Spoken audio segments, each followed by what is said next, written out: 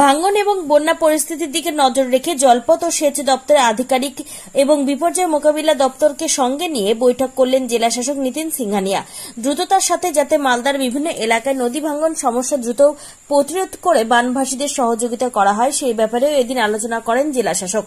বৃহস্পতিবার বিকেলে জেলা প্রশাসন ভবনে আয়োজিত হওয়া এই বৈঠকে জেলাশাসক ছাড়াও উপস্থিত ছিলেন অতিরিক্ত জেলাশাসক পীযূষ সালুঙ্খে, মালদা জেলা পরিষদের সভাধিপতি লিপিকা বর্মন ঘোষ, এছাড়াও ছিলেন সেচ দপ্তর ও বিপর্যয় মোকাবিলা দপ্তরে পদস্থ কর্তারা।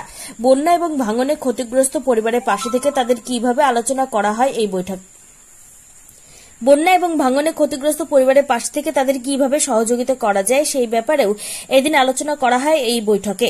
পাশাপাশি ক্ষতিগ্রস্ত পরিবারগুলির পুনর্বাসন এবং ত্রাণ সামগ্রী বিলি করার ক্ষেত্রে যাতে কোথাও কোনো রকম গাফিলতি না থাকে সেই ব্যাপারেও আলোচনা করা হয়। কি নিয়ে মিটিং হলো এবং কি কি ইনস্ট্রাকশন দিলেন বিডিওদের? মাননীয় মুখ্যমন্ত্রীর নির্দেশ অনুযায়ী আজকে ফ্লাড প্রিপেয়ারনেস নিয়ে আমরা মিটিং করেছি এবং যারা বিভিন্ন লাইন ডিপার্টমেন্টস তারা ছিলেন, আমাদের concern block disaster management officers ছিলেন, বিডিওসরা ছিলেন, অনলাইন পুলিশের পক্ষ থেকে ছিলেন, এনডিআরএফ ছিলেন এবং আরও বিভিন্ন যে লাইন দপ্তর ইরিগেশন থেকে শুরু করে সবাই ছিলেন। সো যা করণীয় দরকার তার জন্য নির্দেশ দেওয়া হয়েছে এবং আমাদের বামনগোলার কিছু পার্টসগুলো যে আছে ইনভেস্টিগেট হয়েছে কাল রাত থেকে, তো তার জন্য সব রকম ব্যবস্থা নেওয়া হচ্ছে।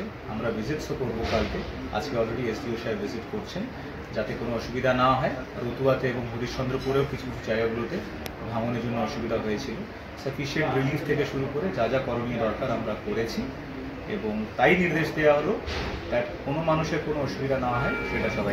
নৌকা নিয়ে কি বলছেন? এটা নৌকা নিয়ে বলা হয়েছে যে যেখানে এখানে প্রয়োজন সরকারের পক্ষ থেকে নৌকা থেকে শুরু করে ত্রাণের থেকে শুরু করে যা ব্যবস্থা করা দরকার, মেডিকেল টিমস এবং যাদের ক্ষয়ক্ষতি হচ্ছে ধানের বা অন্যান্য ক্রপসের সেটাও দেখতে হবে।